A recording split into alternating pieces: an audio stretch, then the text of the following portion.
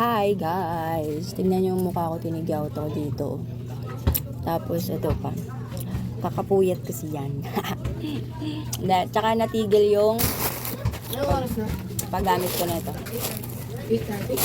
Ito. Ang tagal kong hindi naka-order.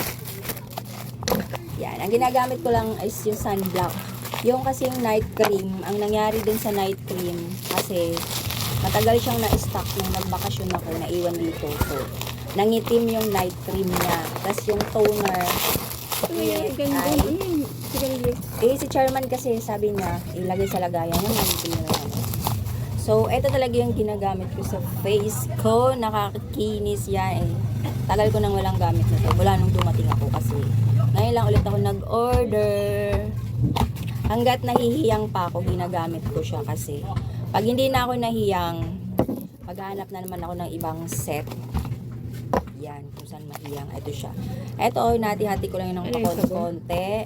Tapos, meron tayong night cream and sunscreen. So, alam nyo yung sunscreen niya, sobrang ganda niya talaga. Nagbe-blend sa mukha mo. Diba, meron akong pinopromote na magic cream ng Catedral. So, naka-relax muna siya. Hindi ko siya ginagamit pag meron akong ganito. Kasi magandang klase talaga to. Taon ko na rin ginagamit si Rix. Itong set na to ha, kung makikita nyo sa Shop with Yvonne. At tagal ko na itong pinopromote. Hindi pa ako nagpalit. Kasi, ang nangyayari kasi sa akin, na-immune yung ano ko, pag matagal ko na siyang ginagamit, parang hindi na umi-epekto. Pero ito, hindi pa ako na-immune dito, kaya hanggat di pa ako na-immune, ito pa yung ginagamit. Ito yung toner, light lang siya, hindi siya yung talagang mamamalat yung skin mo. Yan. Ito yung gamit ko. So, nag-order ako ulit. Rix.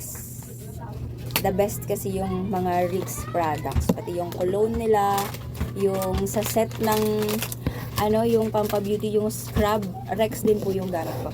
Rex skin muna tayo. Ayan. Gusto nyo i-try ito, mahihiyang kayo, mag-glass skin kayo. Tignan nyo. I-update ko kayo ha, kahit nagpupuyat ako kasi meron tayong kalandian pag madaling araw. Kaya nagpupuyat ako. Matatanggal yan ulit. Update ko kung wala. Tinigyaw ng bonggang-bong. Makakapuyat.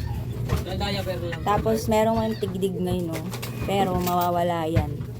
Yung alam mo yun, pag nawakan mo yung face mo, smooth na smooth, hindi yung may magaspang. Ganon yung feeling.